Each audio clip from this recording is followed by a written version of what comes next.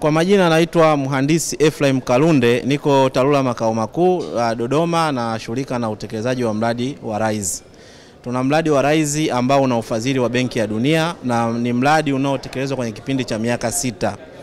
Mradi huo umeanza mwezi Novemba 2021 na unatarajiwa kukamilika mwezi Juni 2027.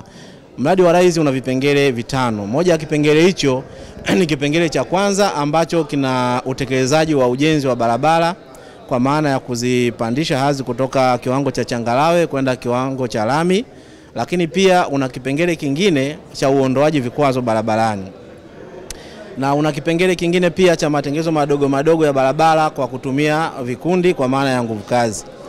Nikizungumzia hasa kwenye eneo la uondoaji vikwazo barabarani, mradi wa RISE umefanikiwa kuweza kutekeleza eneo ile kwa kukadiria matengenezo ya urejeshaji mawasiliano kwa barabara hizo zenye urefu upatao kilomita 2227 na urejeshaji wa mawasiliano katika eneo hilo utaweza kuhudumia wananchi wapatao milioni 2,690 waliopo katika kata 263 na vijiji 762.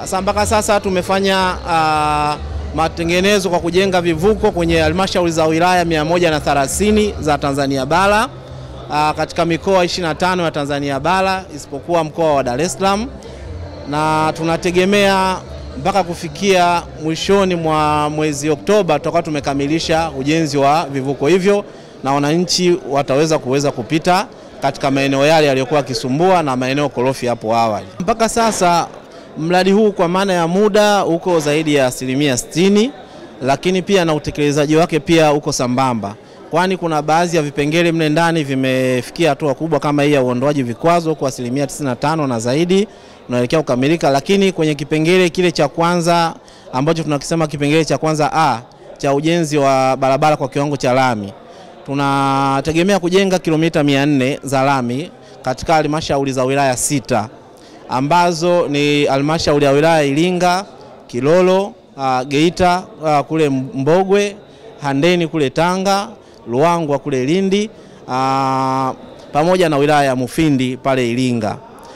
Sasa tumeshajenga kwa awamu ya kwanza kilomita 33.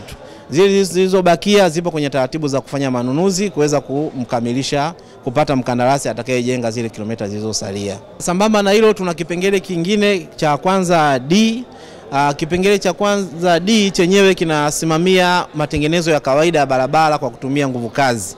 Nguvu kazi hizo ni wale wananchi wanaoishi karibu na maeneo ya barabara.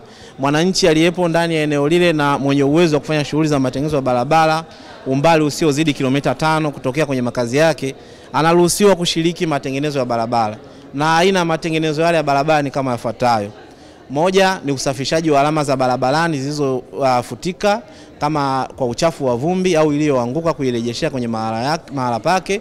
Lakini ukataji wa nyasi ambazo zinahatarisha usalama wa mtu kuona anapokuwa anaendesha gari au anapokuwa anatembea njiani. Lakini pia ni kusafisha mifereji ambayo inasukuma maji kwenda maeneo yanayotakiwa.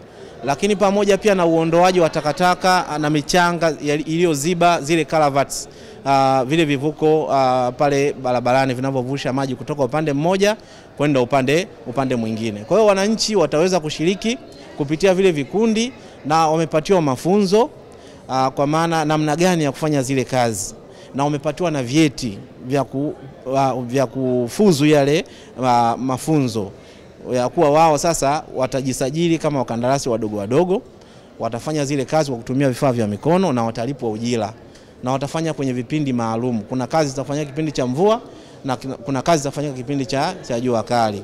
Kwa mfano mti umeanguka barabarani, wananchi waliopo karibu wanaweza kuondoa ule mti na wakalipwa ujira kwa sababu ni sehemu ya zile kazi ambazo zimetambuliwa. Hii itasaidia sana kwa sababu kwanza taasisi itapunguza gharama za matengenezo ya barabara. Badala ya kusubiria mpaka tupate mkandarasi kwa taratibu zetu za manunuzi ni kwa muda mrefu kidogo, zaidi ya miezi 2-3, lakini kama itatatuliwa kwa muda mfupi na wananchi walio karibu, kwa hiyo zile gharama zitapungua.